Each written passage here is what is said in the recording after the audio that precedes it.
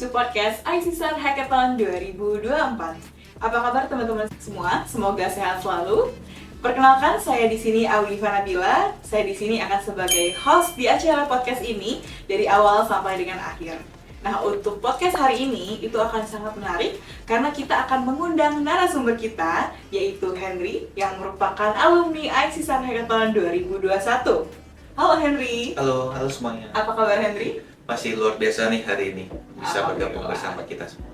Oke, nah Henry ini teman-teman merupakan alumni ICSAR Hackathon 2021 dan Henry ini sekarang lagi aktif di dunia RPA ya. Yes. Karirnya sudah di RPA selama beberapa tahun semenjak dari ICSAR Hackathon. Yes. Dan sekarang Henry ini juga mempunyai platform channel YouTube dan juga LinkedIn yang dimana Henry biasa sharing terkait tutorial, kemudian terkait opinions dan juga blog terkait automation, AI dan juga RPA.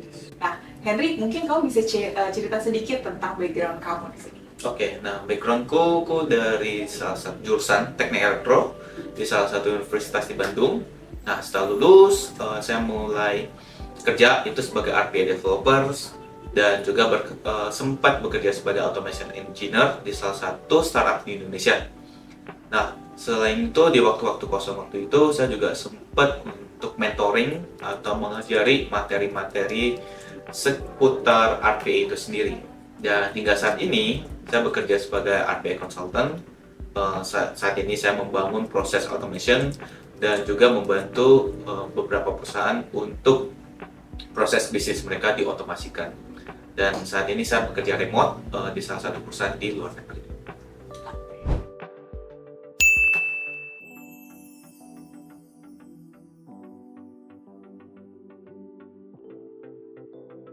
Nah, untuk lamanya di RPA, saya memulai RPA itu pas hackathon, which dibalik di tahun 2021 ya.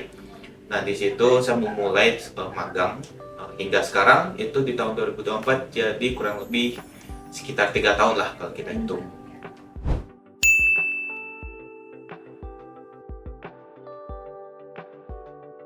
Nah, sebenarnya kalau misalnya tertarik tuh kenapa, mungkin bisa dibilang passion ya.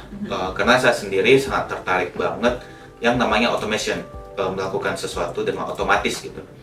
Saya agak bosen dengan pekerjaan yang kayak repetitif dan terlalu banyak proses yang berulang lah gitu. Sehingga saya mencari solution, salah satunya di automation.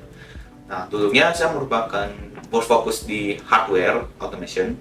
Cuman setelah itu saya switch lebih fokus ke software, which dimana itu adalah RPA itu sendiri gitu. Karena implementasinya jauh lebih luas dan lebih banyak, dan banyak cara untuk pendekatan ke RPA itu sendiri.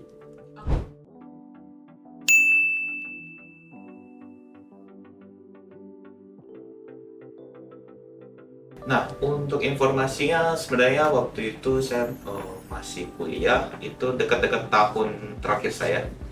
Nah, saat itu masih struggle nih, quarter life crisis ya, bisa bilang gitu ya. Nah, karena bingung setelah lulus itu mau kerja jadi apa, dan agak bingung nih, sebenarnya banyak banget kan sekarang. Apalagi di jurusan saya ini agak sempit gitu bidangnya. Sehingga saya mencari solusi nih. Atau kebetulan teman saya ini share saya satu poster mengenai ICSAR Hackathon. Dan di situ ada tulisan RPA, Robotic Process Automation. Nah, ada kata-kata robotiknya, itu membuat saya jadi tertarik nih. Jangan-jangan ini kompetisi membuat robot gitu kan ya, kan namanya ada robotik gitu. Nah, kemudian saya mengikuti seminarnya, kebetulan dari dosen saya menjelaskan ternyata RPA ini merupakan sebuah software automation. Dan mulailah saya, software, mungkin saya akan riset lagi nih lebih dalam, ternyata ini apa sih gitu. Dan semakin riset dan saya menemukan semakin menarik nih ternyata bidang ini, dan implementasinya juga sangat luas dan banyak cara implementasinya.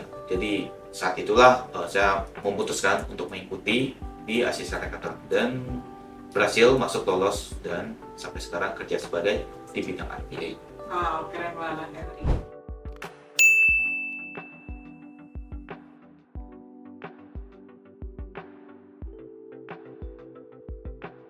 Nah, kebetulan banget pas waktu mengikuti hackathon itu saya sendiri satu tim dengan orang yang dari Malaysia.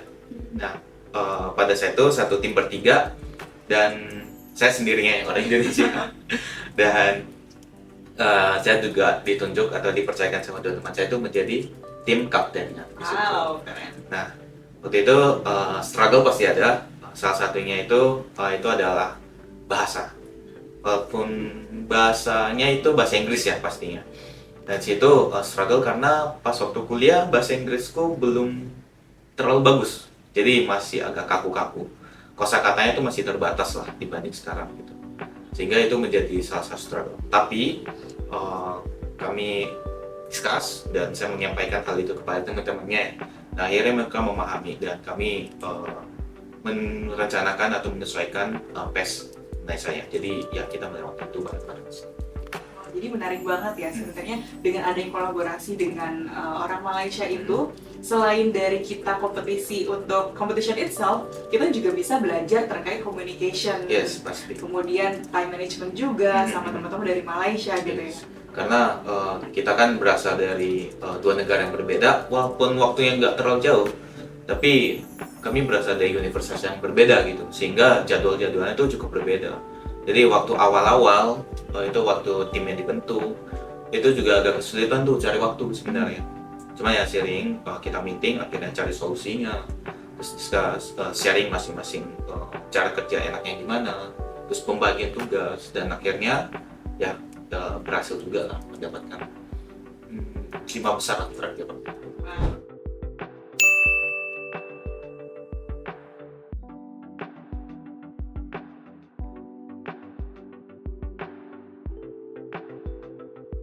Nah, fun fact, pekerjaan pertama dan juga intern pertama itu dibantu pas hackathon. Jadi waktu hackathon selesai, itu langsung ditawarin nih pekerjaannya untuk masuk ke dalam bidangnya.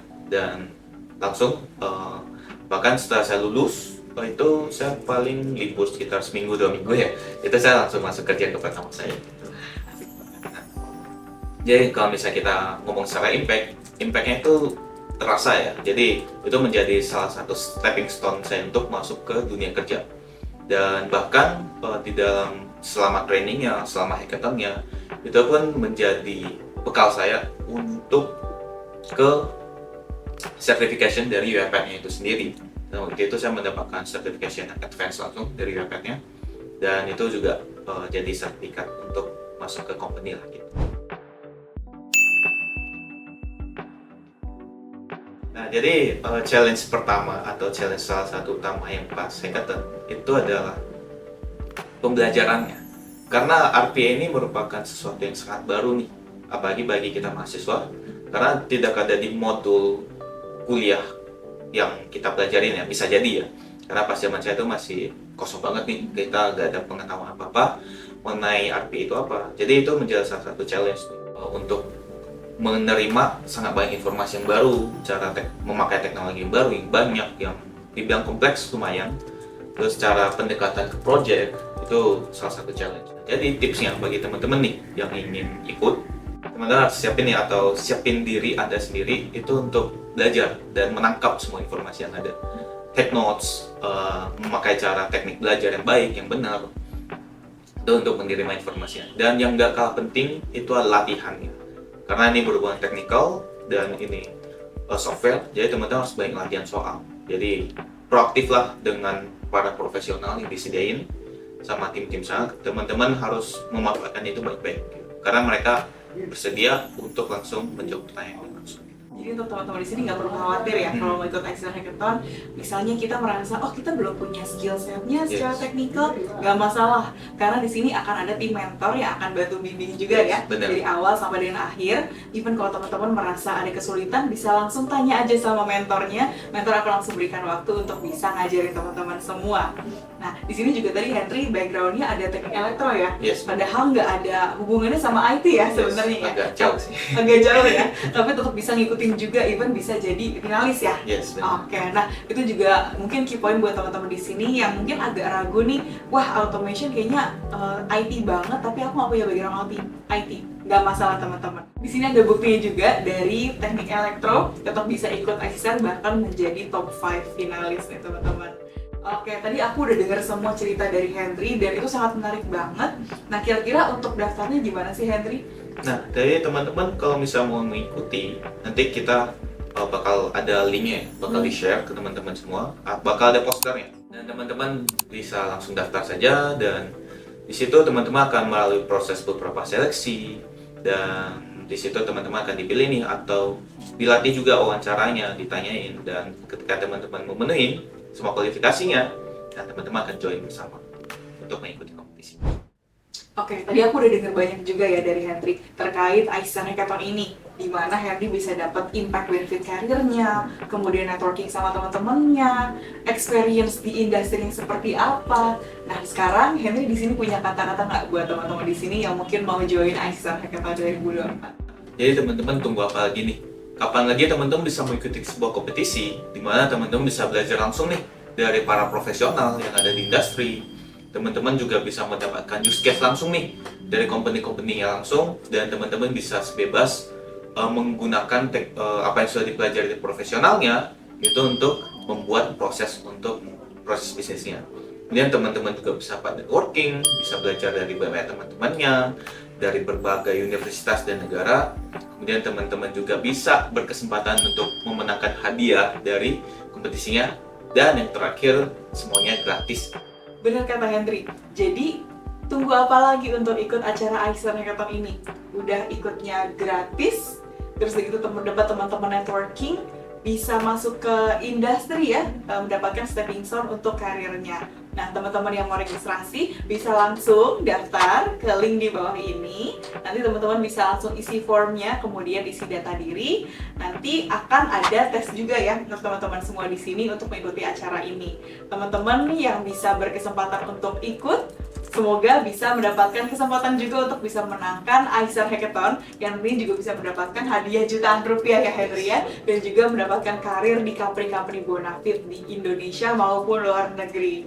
Oke, nah teman-teman mungkin sampai sini podcast kita. Untuk informasi selanjutnya teman-teman bisa dapetin di website Aisan Hackathon dan juga bisa mendapatkan informasinya di Instagram oneindonesia.id. Oke, sampai sini teman-teman. Sampai jumpa di Aisan Hackathon 2024. See you!